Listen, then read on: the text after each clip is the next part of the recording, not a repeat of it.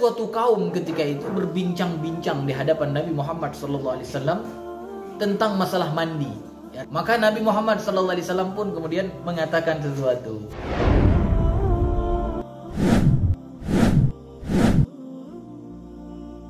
Jamaah yang dirahmati Allah, pada kesempatan ini saya ingin menyampaikan terkait dengan berkumur dan menghirup air ke hidung ketika mandi. Maksudnya ketika mandi junub, mandi menyucikan diri dari hadas besar.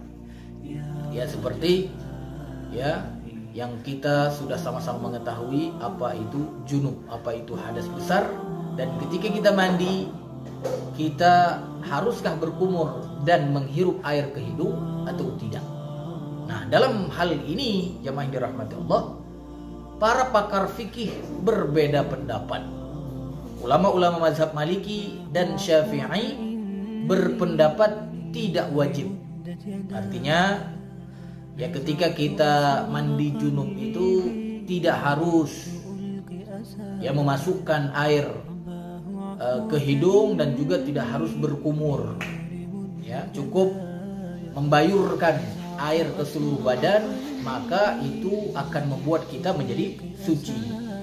Sedangkan para ulama mazhab Hanafi dan Hambali, mereka berpendapat bahwa memasukkan air ke dalam hidung dan berkumur itu adalah wajib. Artinya apa? Kalau seseorang ketika mandi tidak memasukkan air ke dalam hidungnya, ke dalam mulutnya berkumur, maka mandinya itu tidak sempurna. Artinya apa? Bisa jadi junubnya tidak hilang, kan begitu. Nah, kalau kita lihat alasan-alasan para ulama atau dalil-dalil para ulama, ya, yang pertama kalau kita lihat dari ulama mazhab Maliki dan Syafi'i, ya, mereka berhujjah dengan sebuah riwayat yang mengatakan bahwa ada suatu kaum ketika itu berbincang-bincang di hadapan Nabi Muhammad SAW tentang masalah mandi, artinya mandi junub. Lalu masing-masing di antara mereka menjelaskan apa yang mereka telah lakukan. Ya, aku mandinya begini, aku mandinya begitu. Kata yang lain lagi begini dan begitu.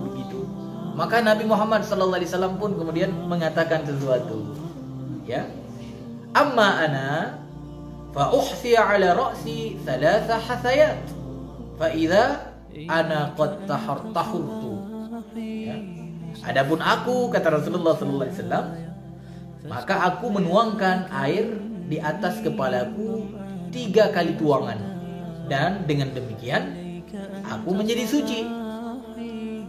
Ya, jadi ini dijadikan sebagai hujjah oleh ulama mazhab Maliki dan mazhab Syafi'i bahwa ya tidak perlu berkumur, tidak perlu menghirup air ke hidung. Karena apa?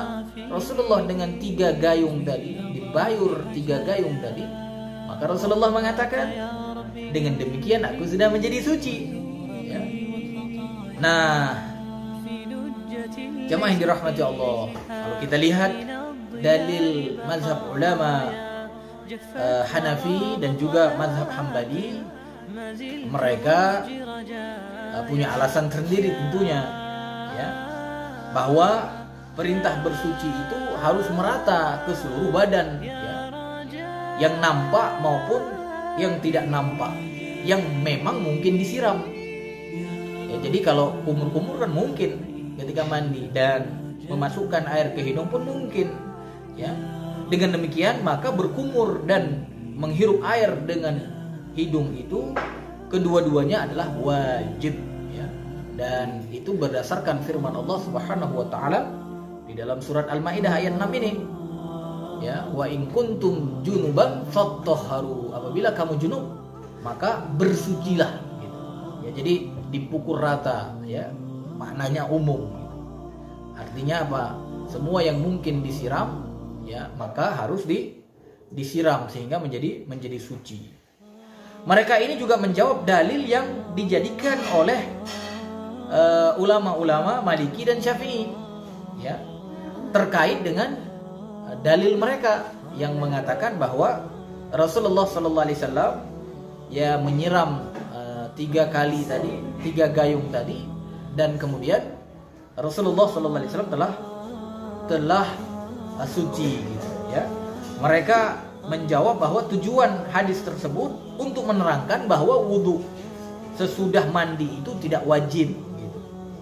Sebagaimana yang dipahami oleh kebanyakan para sahabat. Di sini Nabi Shallallahu Alaihi Wasallam hanya menerangkan mandi itu wajib. Sesungguhnya suci yang kecil itu masuk ke dalam suci yang besar. Jadi kata para ulama Hanafi dan juga ulama Hambali, ya, mereka mengatakan hadis itu menunjukkan apa? Ya, kalau orang sudah mandi berarti apa? Dia sudah suci. Tidak perlu lagi dia berwudu, gitu. Karena kenapa? Suci yang kecil itu masuk ke dalam suci yang besar. Wallahu a'lam bishawab. Mudah-mudahan ada manfaatnya. Wassalamualaikum warahmatullahi wabarakatuh.